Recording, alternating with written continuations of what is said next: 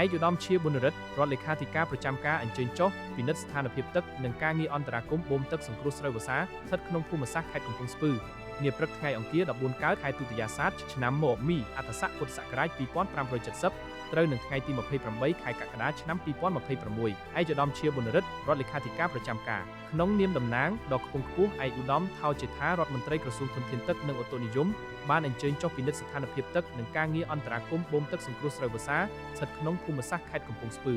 ដោយមានការចូលរួមពីឯកឧត្តមពេជ្រវាសនាអនុរដ្ឋលេខាធិការទទួលបន្ទុកសម្របសម្រួលការងារគ្រប់គ្រងធនធានទឹកនិងអូតូនិយមខេត្តកំពង់ស្ពឺនិងមន្ត្រីបច្ចេកទេសក្រសួងសហការជាមួយមន្ទីរធនធានទឹកនិងអូតូនិយមខេត្តកំពង់ស្ពឺឯកឧត្តមរដ្ឋលេខាធិការប្រចាំការបានមានប្រសាសន៍ថាខេត្តកំពង់ស្ពឺមានផ្ទៃដីស្រូវវស្សាអនុវត្តជាក់ស្ដែង 16530 ហិកតាលើផែនការ 12527 ហិកតាក្នុងនោះផ្ទៃដី 43211 ហិកតាបានរងផលប៉ះពាល់ដោយសារបាតុភូតអែលនីញ៉ូដែលធ្វើឲ្យអាកាសធាតុក្តៅខ្លាំងនិងខ្សត់ទឹកភ្លៀងបច្ចុប្បន្នក្រុមការងារបច្ចេកទេសមន្ទីរបានអន្តរាគមន៍ដោយបង្វែរទឹកពីប្រឡាយមេលាំងជ្រៃខាងជើងនិងខាងត្បូងនិងបូមទឹកសង្គ្រោះស្រូវបាន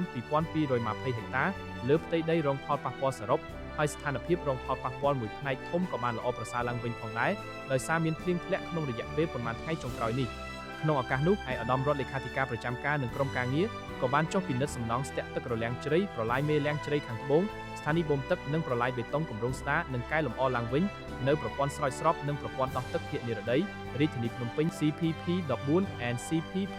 28ហេរ៉ាញ់ប្រធានជប៉ុនព្រមទាំងចុះពិនិត្យទីតាំងស្ថានីយបូមទឹកនិងកិច្ចអន្តរាគមន៍បូមទឹកសង្គ្រោះស្រូវនៅសង្កាត់កណ្ដោលដុំក្រុងច្បារមនឃុំតាំងក្រូចនិងឃុំវសស្រុកសំរោងទងដោយប្រើប្រាស់ម៉ាស៊ីនបូមទឹកចល័តកម្លាំង65សេសចំនួន1គ្រឿងជាចុងក្រោយឯកឧត្តមរដ្ឋលេខាធិការប្រចាំការបានវាយតម្លៃខ្ពស់និងកោតសរសើរមន្ទីរធនធានទឹកនិងអូតូនិយមខេត្តកំពង់ស្ពឺដែលបានសហការជាមួយអាជ្ញាធរដែនដីធ្វើកិច្ចអន្តរាគមន៍បូមទឹកសង្គ្រោះស្រូវរបស់បងប្អូនប្រជាកសិករបានទាន់ពេលវេលាជាមួយគ្នានេះដែរឯកឧត្តមក៏បានណែនាំឲ្យបន្តកិច្ចសហការតាមដានវឌ្ឍនភាពការងារបង្កបង្កើនផលព្យាករណ៍អាកាសធាតុយកចិត្តទុកដាក់គ្រប់គ្រងនិងបែងចែកទឹកតាមបច្ចេកទេសព្រមទាំងត្រៀមគ្រប់មធ្យោបាយសង្គ្រោះស្រូវឲ្យបានទាន់ពេលវេលា